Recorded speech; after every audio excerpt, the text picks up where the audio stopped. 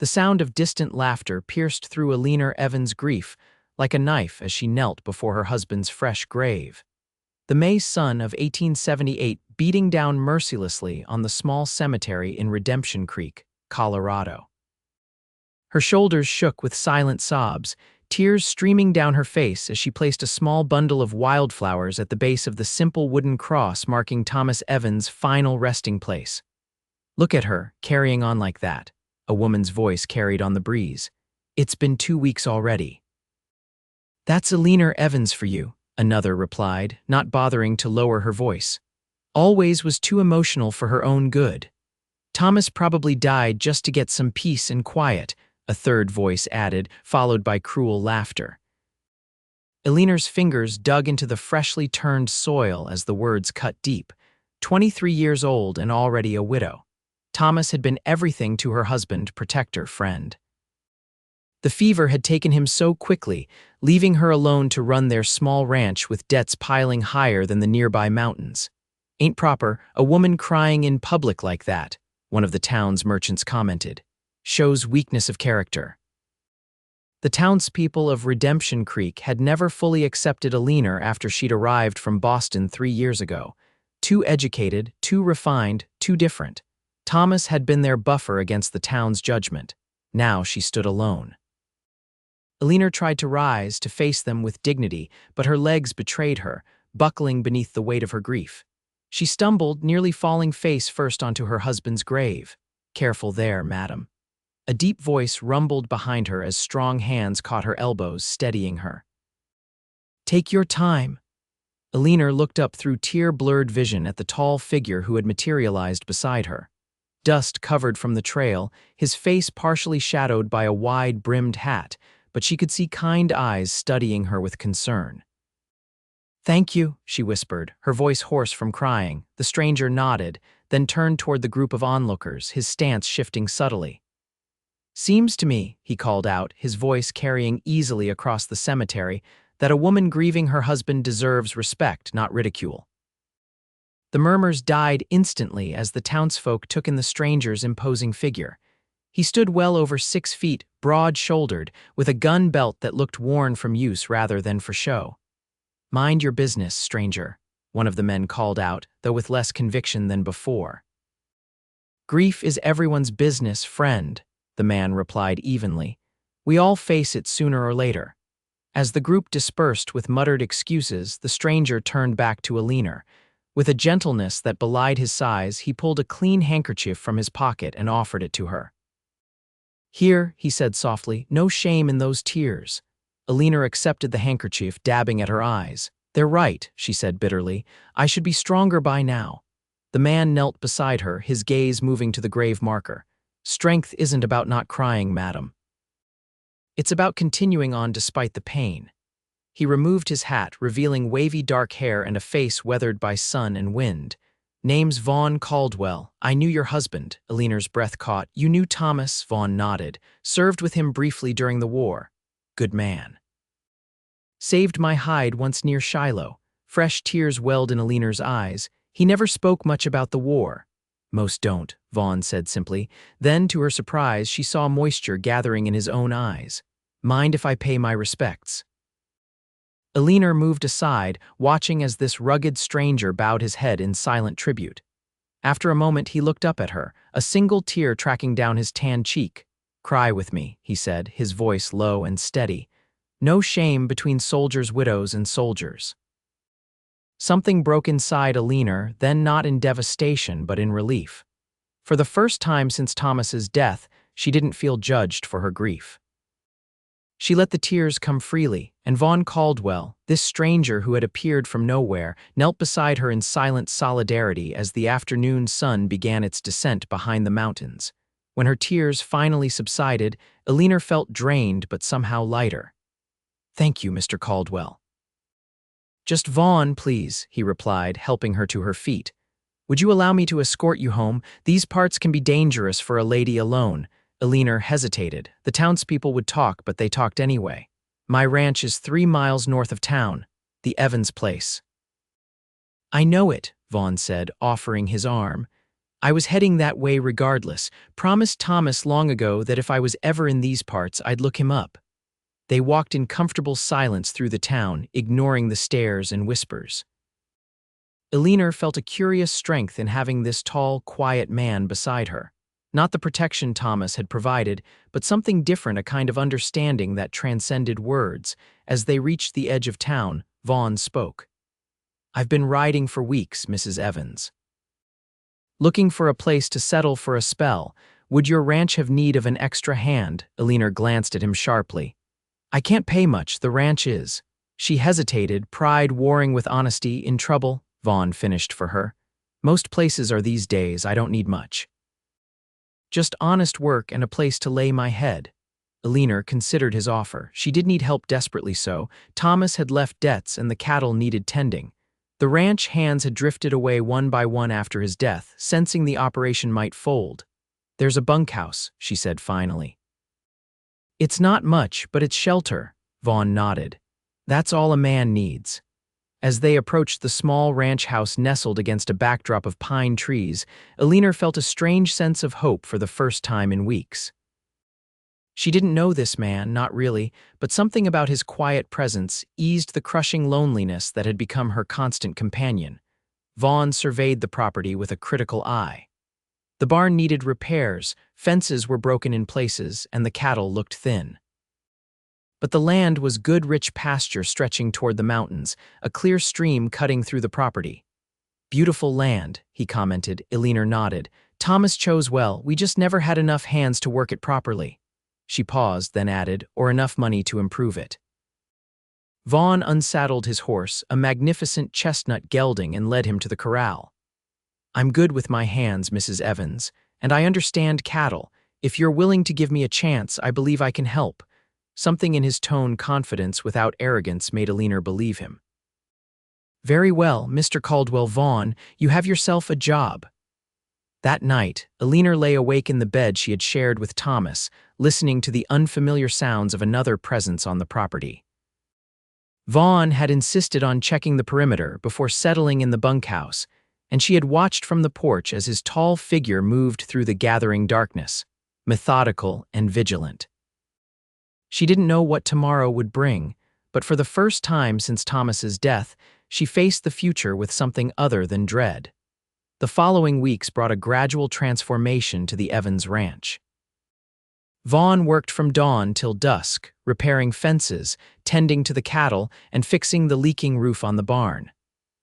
Eleanor found herself rising earlier each day, eager to contribute to the revival of her home. "You handle that hammer better than most men I know," Vaughn commented one morning as Eleanor helped him repair the corral fence. She smiled, feeling her cheeks warm at the unexpected compliment. "My father believed women should know practical skills. He would have preferred a son, I think, but made do with teaching me instead." "Lucky for this ranch he did," Vaughn replied.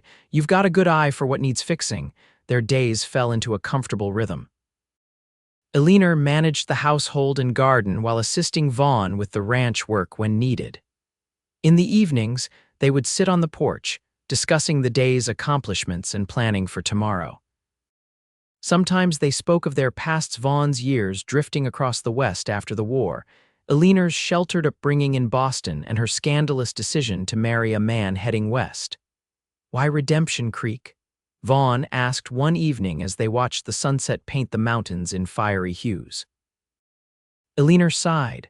Thomas had a dream of building something of his own away from the crowded East. He saw an advertisement for land here and said he felt called to it.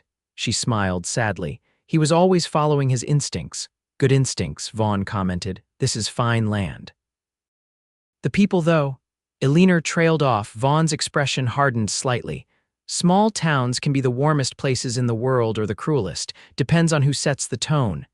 "In Redemption Creek, that would be the Millers," Eleanor explained.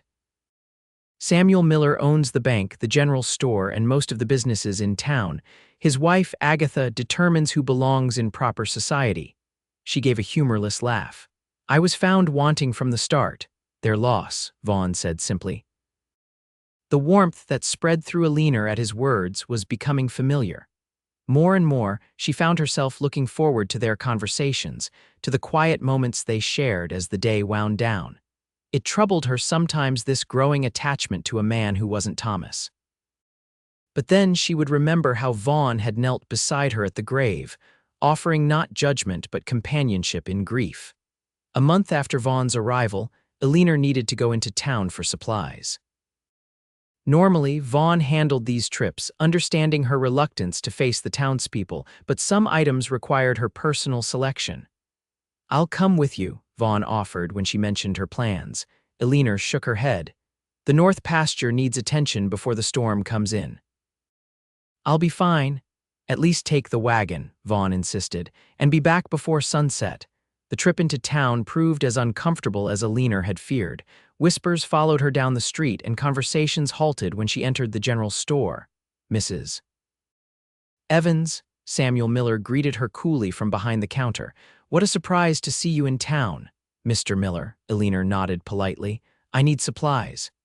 As she selected her items, she overheard Agatha Miller speaking to another woman near the fabric bolts. "Living alone with that drifter," Agatha was saying. "Not even a proper mourning period. Thomas Evans deserved better." Eleanor's hands trembled as she placed a sack of flour on the counter. She wanted to defend herself, to explain that Vaughn was nothing more than an employee and a friend, but the words stuck in her throat. "Will that be all, Mrs. Evans?" Samuel Miller asked, his tone making it clear he'd heard his wife's comments and agreed with them. "Yes," Eleanor managed, counting out the money with shaking fingers. "Actually, add these," came Vaughn's deep voice from behind her. Eleanor turned in surprise to find him standing in the doorway, holding a small package. He crossed to her side, placing a protective hand at the small of her back. "Forgot to mention we needed more coffee," he said, his eyes conveying a silent message. "I've got you." The gesture wasn't lost on the Millers or the other customers watching the exchange. Vaughn's stance was unmistakably protective, almost possessive. "Mr. Caldwell," Samuel Miller said stiffly. "I understand you've been working at the Evans Ranch." "That's right," Vaughn replied easily. "Best decision I've made in years." As they loaded the supplies into the wagon, Eleanor finally found her voice. "I thought you were working in the north pasture." Vaughn secured the last sack. "Finished early. Something told me you might need some company for the ride home." The simple kindness of it, the understanding of how difficult the trip had been for her, brought unexpected tears to Eleanor's eyes. "Don't let them see you cry," she whispered, angry at herself for the weakness. Vaughn helped her onto the wagon seat, then surprised her by gently brushing away a tear with his thumb. "Let them see," he said quietly. "Tears aren't weakness, Eleanor. They're proof you cared deeply. That's something to be proud of." The use of her given name, spoken with such tenderness, stirred something in Eleanor's heart. On the ride home, they spoke little, but the silence between them had changed, charged with unspoken possibilities. That evening, as they sat on the porch watching distant lightning illuminate the mountains, Eleanor found herself studying Vaughn's profile. In the 2 months since his arrival, the ranch had begun to thrive. The cattle were healthier, the buildings repaired, and somehow he'd managed to negotiate better terms with their creditors. But it wasn't just the ranch that was coming back to life. "Penny for your thoughts," Vaughn said, catching her gaze. Eleanor looked away, embarrassed to be caught staring. "I was just thinking about how much has changed since you arrived. For the better, I hope." "Yes," she admitted. "I was drowning before you came, in grief, in debt, in loneliness." Vaughn was quiet for a long moment. "I was drowning too," he finally said, "just in a different way. Drifting without purpose, haunted by the war, by choices made and opportunities lost." "And now?" Eleanor asked, her heart beating faster. His eyes met hers, their intensity making her breath catch. "Now I feel anchored for the first time in years." The air between them seemed to crackle with tension. Eleanor knew she should look away, should remind herself that she was still in mourning, that the town already gossiped about them, that she barely knew this man. Instead, she found herself leaning slightly toward him. The moment was broken by a crash of thunder directly overhead, making them both jump. Rain began to pour down, and they scrambled to their feet. "I should check on the horses," Vaughn said, his voice rougher than usual. "Make sure they're settled for the storm." Eleanor nodded, suddenly unable to trust her voice. She watched him dash through the downpour toward the barn, his broad shoulders hunched against the rain. Only when he disappeared from sight did she release the breath she'd been holding. What was happening to her? Thomas had been gone only 3 months. Was it disloyal to feel this pull toward another man so soon? Or was it simply human nature, the need for connection, for companionship in a harsh world? The storm raged through the night, rain pounding on the roof and wind howling around the eaves. Eleanor lay awake, listening to the fury of nature and the tumult of her own heart. By morning, the storm had passed, leaving behind a washed, clean world and new problems. The creek that bordered the eastern edge of the property had overflowed, threatening the lower pasture where the pregnant heifers were kept. "We need to move them to higher ground," Vaughn said grimly, surveying the rising water. "And quickly." They worked side by side, driving the nervous cattle to safety as the water continued to rise. Eleanor's skirts were soon soaked and mudded, but she pushed on, determined not to lose a single animal. This ranch was all she had left of Thomas's dream, and increasingly it was becoming her dream too. When the last heifer was safely in the upper pasture, Eleanor collapsed against a fence post, exhausted but triumphant. "We did it," she gasped. Vaughn grinned, pushing wet hair from his forehead. "You're quite the cowhand, Mrs. Evans." "I had a good teacher," she replied, returning his smile. Something shifted in his expression then, a softening around his eyes. "Eleanor," he began, taking a step toward her. Before he could continue, a shout from the direction of the house interrupted them. A rider was approaching at a gallop, splashing through puddles. "Looks like Jimmy Porter from the Double Bar," Vaughn said, frowning. "Something's wrong." Jimmy Porter was barely 18, the youngest son of their nearest neighbors. He reined his horse to a sliding stop before them, his young face etched with worry. "Mrs. Evans, Mr. Caldwell. Pa sent me to warn you the Millers are making a move on your property." Eleanor felt the blood drain from her face. "What do you mean?" "They called in your loan at the bank," Jimmy explained breathlessly. "Pa overheard them talking in town. They're claiming you defaulted, and they're sending men out today to start the process of claiming the land." Vaughn's expression darkened. "That's impossible. We made the payment last week." "Mr. Miller is saying he never received it," Jimmy continued. "Pa says it's a lie, but Miller's got the sheriff in his pocket." Eleanor's knees threatened to buckle. "This was Thomas's dream," she whispered. "I can't lose it." Vaughn's hand found hers, squeezing gently. "You won't," he promised. "Jimmy, ride back and thank your father for the warning. Tell him we appreciate good neighbors." As Jimmy rode off, Vaughn turned to Eleanor. "We paid that note. I handed it to Miller myself." "It's my word against his," Eleanor said bitterly. "And in this town, that's no contest." Vaughn's jaw tightened. "It's not just your word, it's mine too." He looked toward the house. "And I think I might have something that will help." Back at the house, Vaughn retrieved his saddlebags from the bunkhouse. From a hidden pocket, he withdrew a small journal. "I've learned the hard way to keep records," he explained, flipping through the pages until he found what he was looking for. "Here the date, the amount, and a description of Miller's reaction when I paid him." "Will that be enough?" Eleanor asked doubtfully. "Maybe not alone." "But I also asked for a receipt," Vaughn continued, producing a crumpled piece of paper. "Miller was reluctant, but I insisted. He probably figured he could just deny it later." Hope flared in Eleanor's chest. "Vaughn, you're brilliant." A commotion outside drew their attention. Through the window, they could see 3 riders approaching the sheriff and 2 deputies. "Stay inside," Vaughn instructed, his hand moving instinctively to his gun belt. "No," Eleanor said firmly, straightening her shoulders. "This is my home. We'll face them together." They stepped onto the porch just as Sheriff Dawson dismounted. "Mrs. Evans," he nodded curtly. "Mr. Caldwell, I have papers here from the bank. Seems you've defaulted on your loan." "That's a lie, Sheriff," Eleanor replied, her voice steady despite her racing heart. "We made the payment last week." The sheriff looked uncomfortable. "Mr. Miller says otherwise, madam, and without proof." "We have proof," Vaughn interrupted, producing the receipt. Samuel Miller's signature acknowledging payment in full. Sheriff Dawson examined the paper, his expression shifting from skepticism to surprise. "This appears genuine, but Mr. Miller was quite adamant. Then perhaps Mr. Miller should explain himself," came a new voice.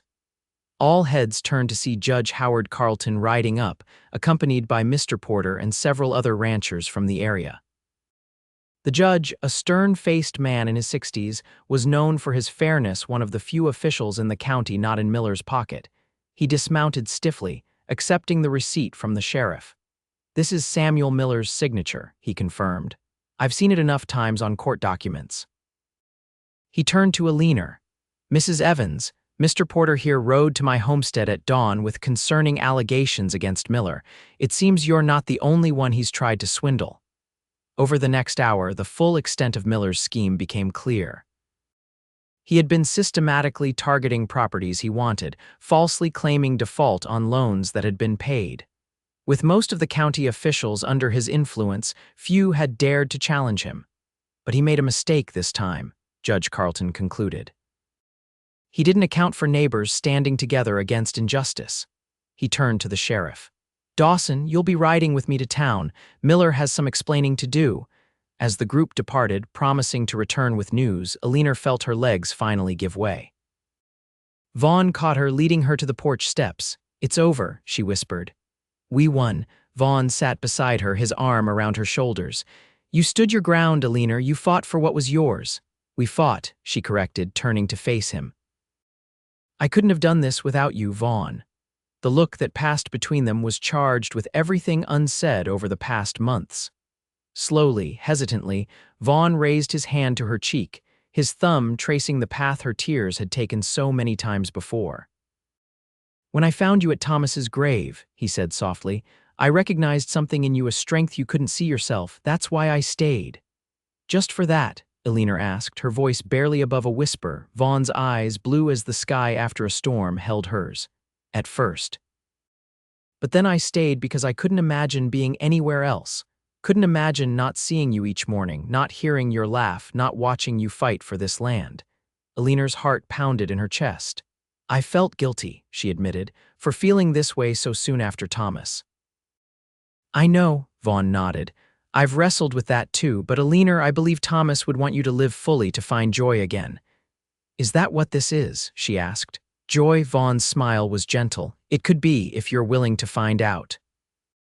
Instead of answering with words, Eleanor closed the distance between them, pressing her lips to his in a kiss that felt like coming home. His arms encircled her, strong and sure, as the late afternoon sun bathed them in golden light. When they finally broke apart, Eleanor rested her forehead against his. "Stay," she whispered. "Not just as a ranch hand, stay with me." "I'm not going anywhere," Vaughn promised. "This is where I belong." In the days that followed, justice came swiftly to Redemption Creek. Samuel Miller faced charges for fraud and extortion, with multiple victims coming forward once the first accusations were made public. The bank was temporarily placed under Judge Carlton's supervision, with plans to appoint honest management. The town, shocked by Miller's downfall, began to reassess many things, including their treatment of Eleanor Evans. Tentative overtures of friendship were made, though Eleanor received them with cautious grace. True change, she knew, would take time. 1 month after the confrontation at the ranch, Vaughn and Eleanor stood together before the same preacher who had buried Thomas. The ceremony was small, just a few neighbors who had proven themselves true friends. Judge Carlton gave the bride away, and Jimmy Porter served as best man, beaming with pride at being included. "Are you sure this is what you want?" Vaughn had asked the night before as they sat on their porch watching the sunset. "It's only been 5 months since Thomas."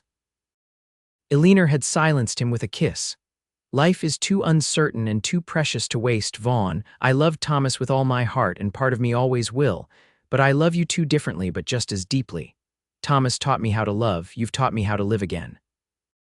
Now, as they exchanged vows, Eleanor felt not the disapproving stares she had feared, but the warm support of a community slowly healing from Miller's influence. And more importantly, she felt the absolute rightness of joining her life with Vaughn's. When the preacher pronounced them man and wife, Vaughn kissed her with a tenderness that brought tears to her eyes, tears of joy, not sorrow, crying at your own wedding. He teased gently, wiping away the moisture with his thumb. Eleanor smiled up at him. "Happy tears," she assured him. "The best kind." "Then cry all you want," Vaughn whispered, drawing her close, "and I'll be right here beside you through every tear and every smile." 2 years later, Eleanor stood on the porch of their expanded ranch house, watching Vaughn teach their 1-year-old daughter, Hope, to pet a new foal. The ranch had prospered under their joint care, growing into one of the most successful operations in the county. Redemption Creek itself had transformed, with new leadership and a more welcoming spirit. Eleanor's hand rested on her slightly rounded belly, where their second child grew. Life had given her a second chance at happiness, not to replace what she had lost, but to build something new and equally precious. As if sensing her thoughts, Vaughn looked up and caught her eye across the yard.